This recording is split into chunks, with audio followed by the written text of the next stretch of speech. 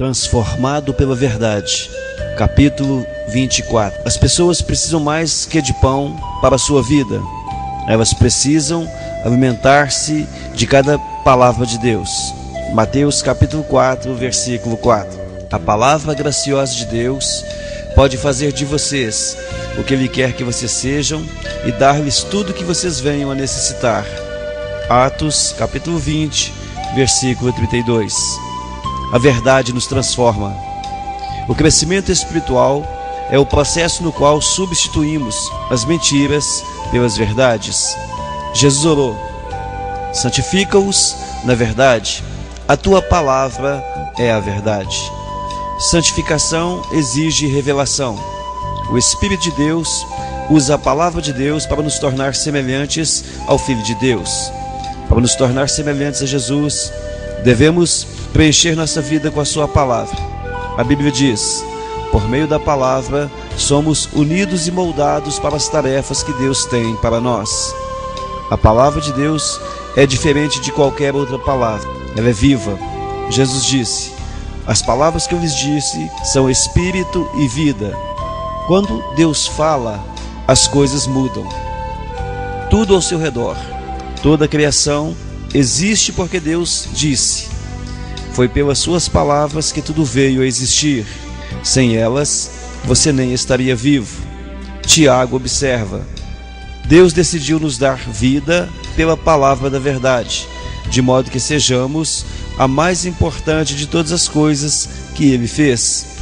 A Bíblia é muito mais do que um manual de doutrinas. A palavra de Deus gera vida, cria fé, produz mudanças, afugenta o diabo, realiza milagres, cura feridas, edifica o caráter, transforma as circunstâncias, transmite alegria, supera a adversidade, derrota a tentação, infunde esperança, libera poder, limpa nossas mentes, cria as coisas e nos garante o futuro eterno. Não podemos viver sem a palavra de Deus. Nunca subestime o valor dela. Você deve considerá-la tão essencial para a sua vida como a comida. Jó disse: dei mais valor às palavras de sua boca do que ao meu pão de cada dia. A palavra de Deus é o alimento espiritual do qual você tem de se alimentar para cumprir o seu propósito. A Bíblia é chamada de nosso leite, pão, comida sólida e doce sobremesa. Esta refeição completa é o menu do Espírito Santo para o fortalecimento e crescimento espiritual. Pedro nos aconselha: desejem de coração o leite espiritual, puro, para que por meio dele cresçam para a salvação, permanecendo na palavra de Deus. Existem mais Bíblias impressas hoje em dia do que jamais houve no passado, mas de nada vale uma Bíblia na estante. Milhões de crentes são assolados pela anorexia espiritual, morrendo de fome com a alma subnutrida.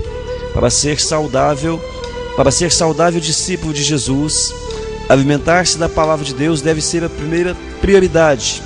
Jesus chamou isso de permanecer. Ele disse: se vocês permanecerem firmes na minha palavra, verdadeiramente serão meus discípulos. Na vida cotidiana, permanecer na palavra de Deus inclui 3 atividades. Devo aceitar sua autoridade. A Bíblia deve se tornar o critério definitivo para a minha vida, a bússola na qual confio para saber a direção, o conselho a que dou ouvidos para tomar decisões sábias e o parâmetro que utilizo para avaliar todas as coisas. A Bíblia deve ter sempre a primeira e a última palavra em minha vida. Muitos de nossos problemas ocorrem porque baseamos nossas escolhas em critérios duvidosos. Cultura: todos estão fazendo isso. Tradição: sempre fizemos isso. Razão: isso parece lógico. Ou emoção: pareceu-me a coisa certa. Todos esses critérios foram corrompidos pela entrada do pecado neste mundo. O que precisamos é de um critério perfeito que nunca nos leve à direção errada. Somente a palavra de Deus supre essa necessidade. Salomão nos lembra que cada palavra de Deus é comprovadamente pura. E Paulo explica que tudo na Escritura é palavra de Deus. Tudo é útil para ensinar e ajudar as pessoas, e para corrigi-las e mostrar-lhes como viver. Nos primeiros anos de seu ministério, Billy Graham atravessou um período em que lutava com suas dúvidas sobre a precisão e a autoridade da Bíblia. Em uma noite enluarada, ele caiu de joelhos e disse a Deus que, a despeito das passagens confusas que ele não compreendia, daquele ponto em diante, ele confiaria completamente na Bíblia como a única autoridade para a sua vida e ministério. Daquele dia em diante, a vida de Billy Graham foi abençoada com extraordinário poder e eficácia. A decisão mais importante que você pode tomar hoje é definir o critério definitivo para a sua vida. Decida que, independentemente de cultura, tradição, razão ou emoção, você escolhe a Bíblia como autoridade definitiva em sua vida. Estabeleça que, antes de tudo, você vai perguntar: o que a Bíblia diz a respeito? Depois, tome a sua decisão. Determine que, quando Deus mandar você fazer alguma coisa, você confiará em sua palavra e seguirá em frente, quer faça sentido para você, quer não, e independentemente de sua vontade. Adote a declaração de Paulo como sua afirmação de fé pessoal. Creio em tudo o que concorda com a lei e no que está escrito nos profetas. Devo assimilar sua verdade. Não basta acreditar na Bíblia, devo preencher minha vida com ela, de forma que o Espírito Santo possa me transformar com a verdade. Existem 5 maneiras de fazer isso. Você pode recebê-la, lê-la, pesquisá-la, relembrá-la e refletir sobre ela. Primeira, você recebe a palavra de Deus. Você recebe a palavra de Deus quando a ouve e aceita com uma postura aberta e receptiva. A parábola do semeador ilustra como nossa receptividade determina se a palavra de Deus irá ou não criar raízes em nossa vida e dar frutos. Jesus identifica 3 atitudes de repúdio: mente fechada, à beira do caminho; mente superficial, solo pedregoso; e mente distraída, entre os espinhos. E então diz: considerem atentamente como vocês estão ouvindo. Toda vez que sentir que não está aprendendo nada com o sermão ou com um professor de Bíblia, você deve verificar sua disposição interior, especialmente em relação ao orgulho. Deus pode falar até mesmo por meio do professor mais enfadonho, quando você é humilde e receptivo. Tiago aconselha: em um espírito humilde, gentil, modesto, recebam de bom grado a palavra, que, implantada e arraigada no coração, tem o poder de salvar a alma. Segunda, por mais de 2000 anos na história da igreja, somente os sacerdotes podiam ler a Bíblia pessoalmente, mas agora milhões têm acesso a ela. Apesar disso, muitos crentes são mais dedicados à leitura do jornal diário do que à leitura da Bíblia. Não é de admirar que não cresçamos.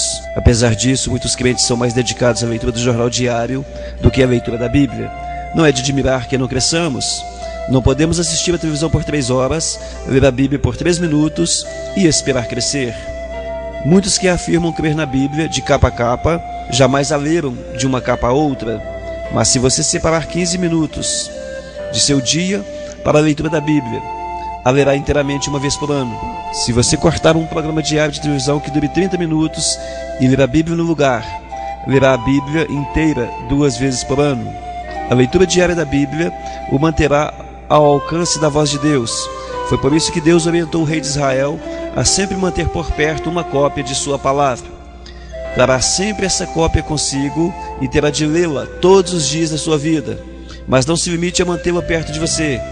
Leia a Bíblia regularmente. Uma ferramenta simples, mas de grande auxílio, é um plano de leitura diária da Bíblia. Evitará que você fique saltando de uma parte para outra, negligenciando uma ou outra. Terceira, pesquisar e ou estudar a Bíblia. É outra forma prática de permanecer na palavra de Deus. A diferença entre ler e estudar a Bíblia está em 2 exercícios que se adicionam ao da simples leitura: fazer perguntas sobre o texto e anotar suas impressões. Você não estudou realmente a Bíblia se não escreveu seus pensamentos no papel ou no computador. O espaço não me permite explicar os diferentes métodos de estudo bíblico. Estão disponíveis muitos livros proveitosos sobre o estudo da Bíblia, incluindo um que escrevi há mais de 20 anos. O segredo de um bom estudo bíblico consiste simplesmente em aprender a fazer as perguntas certas. Métodos diferentes usam perguntas diferentes.